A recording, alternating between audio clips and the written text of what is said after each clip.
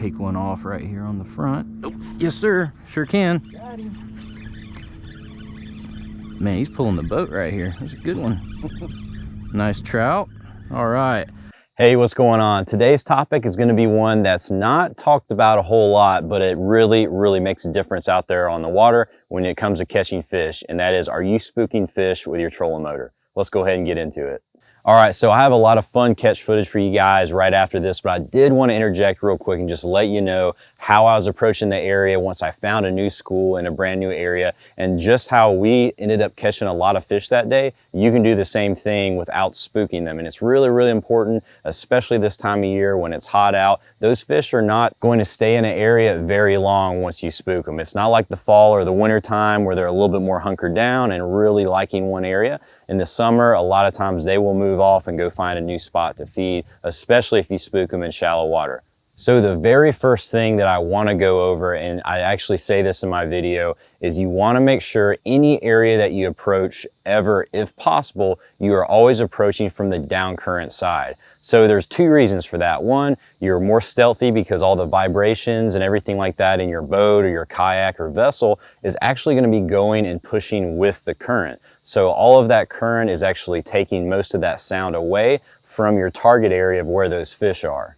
And then the next thing is it just gives you a lot more control over your boat, especially with the trolling motor, because if you have the trolling motor and your boat facing into the current, you've got a lot more of control and left and right, versus if you're going with the current, you can't really maneuver quite as well because it's going to be pushing your boat and you into that school. So you want to make sure that you've got something that is pushing you back off, and additionally, all of that current and stuff is going to help with that sound reduction and push any of those vibrations more behind you versus going back towards the school. All right, guys, now the second tip I've got is one that might be a little unpopular, but it really makes a difference. And that is using the spot lock versus using the heading lock on these remotes. Now, there's a big difference. So with spot lock, it's a great feature and it can be used, very effectively in a lot of areas. But a lot of times in our inshore fishing, really shallow water areas like I was this day, you want to make sure that you don't use spot lock unless you absolutely have to. And the reason why is because once you hit that spot lock feature, which on these remotes is going to be this little anchor button right here, what that ends up doing is just keeping you pinned in a GPS location, which is good. However, what can happen is with wind and current and things like that, your boat is automatically going to really push back hard to get back to that spot. So if you get a gust of wind or the current slightly changes a little bit, that motor will adjust very quickly and you cannot control the speed on it. It's going to give off a huge thrust and a lot of vibration, and it really does spook fish. And I've seen it a ton, and since I ended up switching over to this other feature I'm going to show you, I started just catching way more fish. All right, guys, so the second feature I want to show you is going to be what's called the heading lock. So I'm going to go ahead and just show you right here on the remote. You can see there's actually a little north arrow that you can see. It's just right there by my finger, this one right here. Make sure it's zoomed in. So this is what your heading lock is. And basically, guys, what this does is it gives you a azimuth. So an azimuth out of 360 degrees, there's 360 of them. You will point this in the direction that you want your boat or motor to go. And this goes back into what I said earlier about making sure your boat's facing the current. So what you can do that's really similar to spot lock is use this. However, what's going to happen is this is just going to keep you on track to an azimuth. But the good thing about it is you can actually adjust your speed up and down. So when you do that, you can kind of match your speed to the current. And by doing that, that's where you can actually kind of anchor almost in the same spot as long as you're facing in the current. Now, by doing that, you're making micro adjustments versus the motor going crazy and trying to get you back on that one exact spot. This, think of you're just on a straight line and it's making small adjustments, just trying to keep you on that straight line. And the way you control that is by your speed. So if you want to get closer, you can just hit your speed up just a little bit and kind of go a little bit faster. And if you need to back off, you can just back it straight down and it'll just start to drift back. Now, that is so much better because the boat control is way better. Your boat, the rear end of it's not going crazy. You're staying in a straight line and you're just making a lot less noise. So I really like using that feature way more than the spot lock, and it's much quieter and it's a lot easier to use. All right, guys, so hopefully you enjoy this catch footage coming up and you can really kind of see all of what we just went over put into action. And then I'm also going to go over the rod, reels, tackle, my whole setup that we use to have a successful day out there on the water.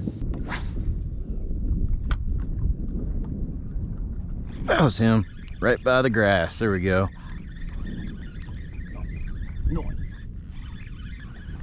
Slow down a little bit.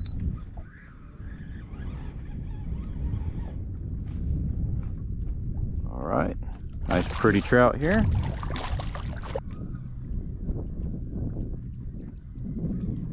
Got him, there we go. Yeah. Flounder, baby, all right. Flounder? Yeah, man. Yeah, look at him. Little guy, but we gonna count him. Right there on the 2.0, guys.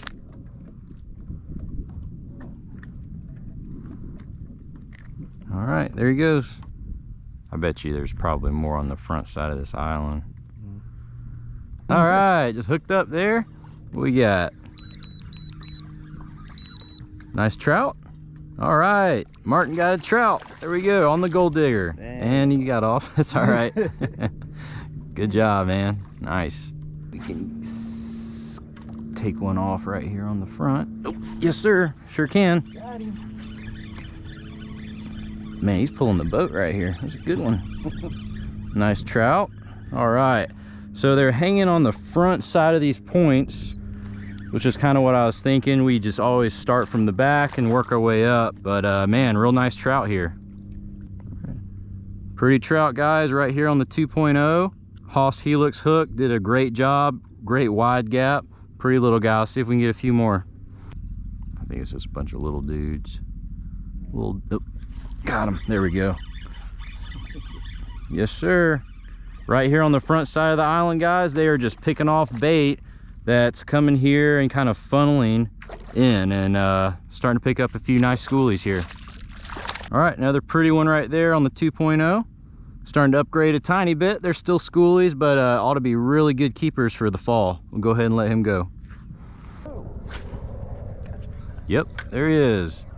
There you go. Get a good hook set on him. There you go. Try to keep his head in the water. Those crazy head shakes. All right. Oh, I'm getting bumped here. Might get doubled up. Nice trout, Martin. All right, man. So what we can do is go. Oh, that was one. Got him right there. All right. On the Slam Shady Jerk Shad. Great lure. Guys, there's a lot of shrimp around, so I went ahead and switched from the 2.0 to the Jerk Shad, and this guy just nailed it. All right, little guy, there he goes.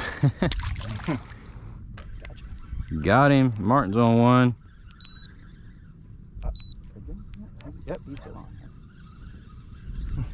All right. Gold Digger, Slam Shady 2.0, and the Jerk Shad, guys. Super simple. There's a lot of finger mullet around and there's a lot of shrimp. They are clearly eating both of those profile baits. You don't need a lot of crazy stuff. I mean, I've just got a 1/8 ounce jig head right here, 5-inch Slam Shady Jerk Shad. The shrimp are around. He's got on the Gold Digger. There's a lot of mud minnows and finger mullets. So those two profiles are all we're going to be using today, and we've been catching quite a few fish on a pretty good school right now. You can see we're kind of just a little bit on the other side of this trough. There's a little bit of a dip right there. That's where those fish are hanging out. They're wanting to cut off all this bait that's getting wrapped around and pushed in this creek, and they're ambushing it right here before it gets to these little grass islands. All right, so I wanted to show you something real quick, just kind of the tactic that I'm using today, making sure that we're not spooking the fish. So we found a good school of trout, been catching them pretty good, and I'll show you kind of where we are here. You can just turn around and look at this. You guys can see, so there's a trough and a point that comes out right here where my finger's at. Then right behind that is a little bit of a deeper trough. So that's where all the school is. And basically they're just cutting off all the bait that's getting funneled in between this little island and this one right here. But what I've done to just kind of keep us a little bit, you know, more stealth before they kind of know where we are is just using this grass line and that little bit of a point right there to help block some of that vibration. Additionally, I am down current, so any of the noise and things like that that we make typically is going to be getting pushed back this way, really reducing the risk of us getting found out by these fish. So Also, it looked like the school guys went ahead and pushed a little bit further that way. So instead of going and chasing the school around that way, I'm actually going to come back this way around the current. Remember, the current's coming back at us. We're going to come all the way around and then go on this other side. And that way, that school should still be there. But by the time we get there, we should be mostly undetected, just creeping around with the trolling motor. So whenever you guys are kind of, moving around, or if you find a school of fish and it kind of dies off, usually that school just moved a little bit, but you really got to make sure that you're quiet. And if you can, always approach from the down current side. And that's really going to reduce the risk of you getting found out by that school. Because usually as soon as you spook that school, it's going to take a while for them to kind of fire back up. And it's really, really easy to shut them down, especially this time of year. It's not like it is during the fall. You really have to be quiet. You really have to be stealthy on your approach. And even when you do catch a few fish, make sure that your boat's not getting too close to them. I even sometimes back all the way off after we catch one or two, kind of resituate and then reapproach. And then obviously if you can anchor, that's going to be the absolute best. But I'm fishing a brand new area today, so just found this school. But now that I come back and look at it, I can go ahead and anchor next time and then already be there a little bit early before the school gets there and have a really good day. Right off the point, little guy. Yeah, man. Right there on the gold digger. So a nice little guy right there. And again, just like what we had right here on the other side of the bank, we went ahead and went all the way around this point, came back out through this way here, and now we're fishing out, making sure we're not spooking any fish, staying down current as well. All right, guys, so quick setup rundown of what we're using out there. Today we're using the Fitzgerald 7.6 in a medium, and also the TFO 7.6 in the medium. And you realize that I'm using a 7.6. And the reason for that, guys, is I've got a little bit more casting distance. And this time of year, a lot of times you really need to throw out there a little bit further. And why I chose these two rods is, one, you can see I've got the Slam Shady 2.0 rigged up right here on a Haas Helix hook. Now, it's only a 1/8 of an ounce, but that works really, really well in shallow water. And then my buddy was using the Gold Digger color in the 2.0 as well, but he used a 1/4 ounce. So with that 1/4 ounce, I wanted to make sure he had a rod that could really throw that 1/4 ounce of lead really well. So that's why I chose the TFO, because the medium in the TFO is just a little bit heavier, and it really, really does well when you're throwing bigger lures such as our bomber or a 1/4 ounce. It just handles it well, and it's a really, really sensitive rod. And guys, again, I've just got the BGMQ for both of these rods. Phenomenal reel with 10-pound braid. Very, very simple setups, but definitely wanted to make sure we were getting enough casting distance and staying away as far as we could from that school of fish as not to spook them. And right now we have all these in stock, so definitely be sure to check them out at fishstrong.com if you need any gear. And if you're new to Salt Strong, just know that we're the best online club for saltwater anglers, especially if you're targeting redfish, sea trout, snook, or flounder. There's nothing else like it, and we actually guarantee that you'll catch more fish while saving time and money. We do this with our premium education, the exclusive insider community, and huge discounts on all the tackle you need. To learn more, go to saltstrong.com. Otherwise, we hope to see you again soon.